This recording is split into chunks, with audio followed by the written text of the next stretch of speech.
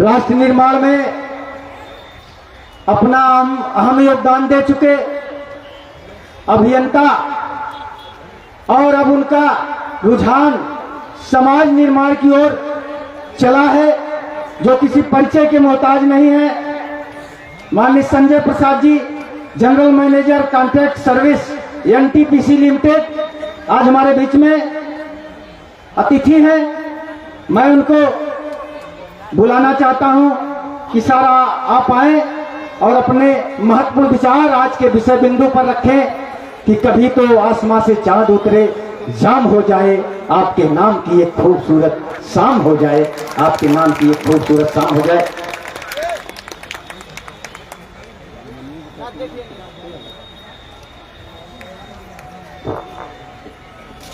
बहुत बहुत धन्यवाद मंच संचालक जी। प्रांगण में उपस्थित भारत के हर एक भाग्य विधाताओं को मेरी ओर से तहे दिल से नमो बुद्धाय। विश्व के महामानव तथागत गौतम बुद्ध को श्रद्धा सुमन अर्पित करते हुए सम्राटों के सम्राट अशोक महान की शौर्य वीरता को नमन करते हुए भारत के संविधान राष्ट्रीय ग्रंथ, जिसने की विविधता में एकता वाले देश को एक सूत्र में पिरो के रखा है, ऐसे राष्ट्रीय ग्रंथ को नमन करते हुए हमारे देश के महापुरुष बिहार लेनिन, जिन्हें हम भारत लेनिन भी कहते हैं, बाबू जगदेव प्रसाद जी को उनकी जयंती पर नमन करते हुए, याद करते हुए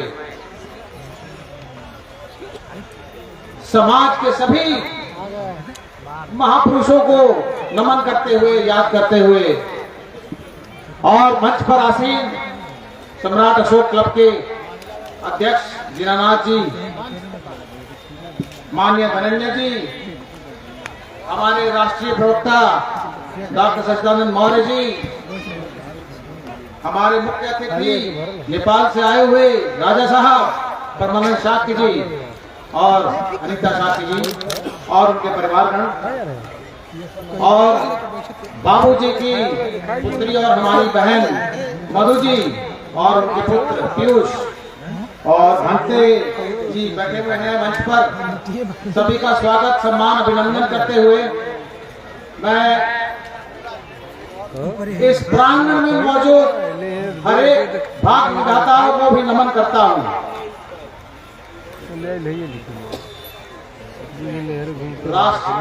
सम्राट अशोक क्लब 1996 से चल करके आज 28 साल का हो चुका है। 28 साल वो अवधि होती है, वो अवस्था होती है जीवन की, जब व्यक्ति अपने भविष्य को अंजाम देने का मन बना चुका होता है, निश्चय बना चुका होता है। 28 सालों की एक्सपीरियंस, 28 सालों की मेहनत, 28 सालों का तजुर्बा, 28 सालों का देश भर का भ्रमण, 28 सालों से देश को जोड़ने का एक जो मेहनत, एक एफर्ट, एक अभियान आज यहाँ पर इस विहंगम कलेक्शन और एग्रीगेशन के रूप में दिख रहा है। जन सैलाब, उमड़ता हुआ जन सैलाब, वर्ष दर वर्ष उमड़ता हुआ जन सैलाब इस बात का द्योतक है कि सम्राट अशोक क्लब के कदम मजबूती से बढ़ रहे हैं, डगमगा नहीं रहे हैं। आप किसी भी संस्था को अगर आंकना चाहते हैं, आप संस्था के विचारों से आंक सकते हैं, संस्था की वाणी से आंक सकते हैं और संस्था के व्यवहार से आंक सकते हैं। आप 28 सालों में सम्राट अशोक क्लब की कार्यकलापों को, जितने भी उनके प्रोग्राम रहे हैं, उसको आप अगर बारीकी से देखेंगे, आप देखेंगे सम्राट अशोक क्लब के हर एक कार्यकलाप में राष्ट्रीयता कूट कर भरे हुए हैं।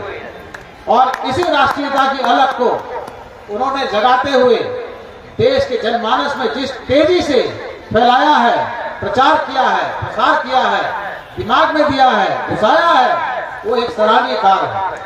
तो हमारे सम्राट अशोक क्लब के सभी प्रदेश अध्यक्ष यहाँ मौजूद हैं, भीष्म जी मौजूद है, रविंद्र जी मौजूद है, जीवन जी मौजूद है, बाकी प्रदेश अध्यक्ष भी हैं और क्लब के एक एक जुझारू कर्मठ कार्यकर्ता मौजूद हैं। मैं चाहता हूं कि क्लब के एक एक कर्मठ कार्यकर्ता के लिए एक गगनभेदी गड़गड़ाहट से तालियों की गगनभेदी गड़गड़ाहट से उनका स्वागत किया जाए, उनका अभिनंदन किया जाए। आज का विषय बिंदु लोक कल्याणकारी राज्य और अंतर्राष्ट्रीय स्तंभ। सम्राट अशोक के बारे में ये बताने की जरूरत नहीं है कि सम्राट अशोक का राज्य जो है लोक कल्याणकारी था।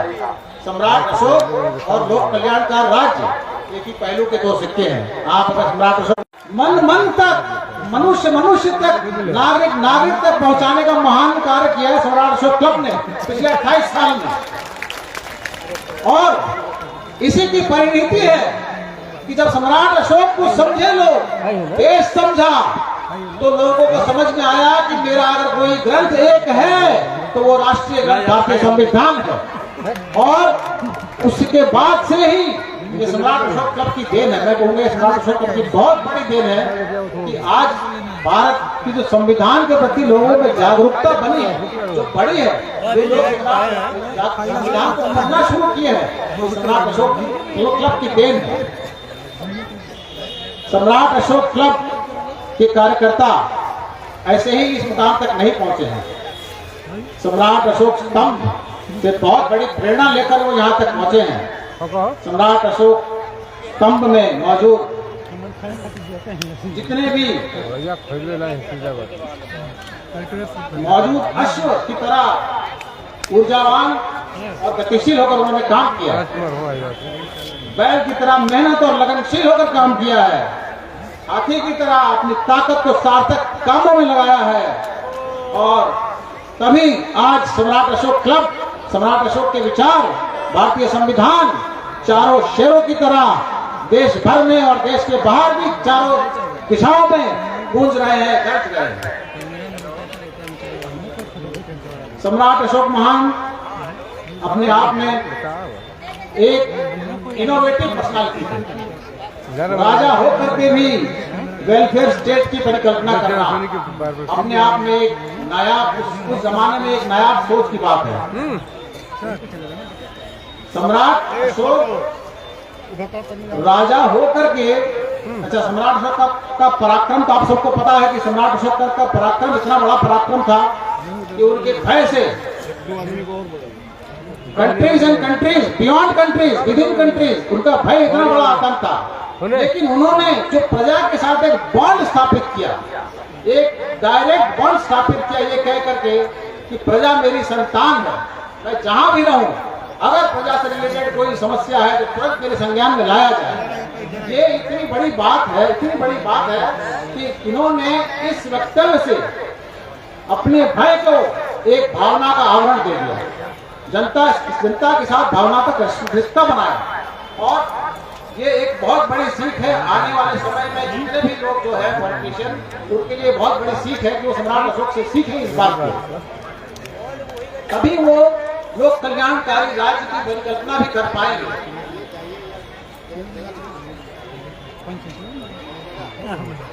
सम्राट अशोक क्लब के बारे में लोगों का कहना है कि जब हम क्लब सुनते हैं तो लगता है कि एक समूह है कुछ लोगों का जो शायद सम्राट अशोक के विचारों को और संविधान के विचारों को लेकर के चल रहे हैं। लेकिन मैं आज आपको बता देना चाहता हूं क्लब का मतलब, सम्राट अशोक क्लब जो है ना, CLUB, C is for confederation. Confederation माने महासंघ, संघों का संघ, महासंघ। Confederation of loyal, L for loyal, confederation of loyal, and you से यूनिफाइड, एकीकृत। Confederation of loyal and unified brains. सिर्फ यहाँ शरीर नहीं है, सिर्फ यहाँ व्यक्ति नहीं है, यहाँ दिमाग जुड़े हुए हैं, दिमाग एकीकृत है। तो क्लब आज से आप लोग जान लीजिए अपनी फुल फॉर्म। सम्राट अशोक क्लब स्टैंड्स फॉर सम्राट Ashok confederation of loyal and unified brains. हमारा क्लब जो है ये महासंघ है, यूनिफाइड और लॉयल लोगों का और यूनिफाइड लोगों का ब्रेन्स का एक